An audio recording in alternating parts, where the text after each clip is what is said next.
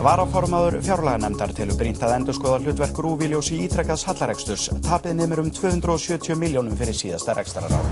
Útgjöld RÚV eru of mikil að mati varaformanns fjárlaganefndar Alþingis sem vill skilgreina betur hlutverk félagsins en tap þess á síðasta rekstrarári var 271 milljón króna eftir skatta.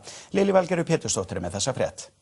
Þetta kemur fram í ársreikningi Ríkisútvarpsins frá september 2013 til loka ágúst 2014, en reikningurinn var birtur í gær. Þar segir einnig að tekjur RÚV hafi minnkað umtalsvert þar sem fallið var frá því hausti 2013 að RÚV fái útvarpsgjaldið óskert. Í tilkynningu frá stjórn félagsins óskar hún eftir því að RÚV fái gjaldið allt beint til sín.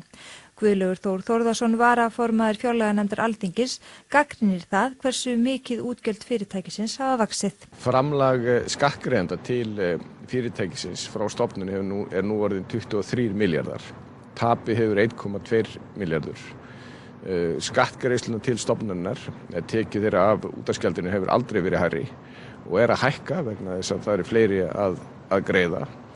En útgjöldin halda áfram að vaksa og það vandi stofnunar felst fyrst og fremst í útgjaldavanda og það verður að taka á þeim þætti málsins, menn komast ekki hjá því.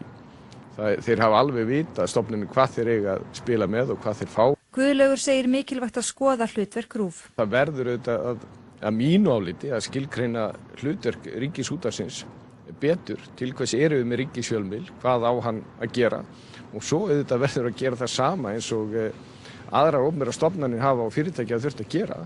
Það er að láta enda ná saman því að hún virðist verið svolítið sérstöðu þessi stofnun og hún getur komið á hverju ári að því að virðist og beðið meiri fjármuni frá skattgreiðendum og fengið þá. Þrátt fyrir ítrekkaðar tilraunir náðist ekki Ingvar Hrafn Jónsson formann stjórnar RÚV eða Magnús Geir Þórðarson útvarpsstjóra í dag vegna málsins.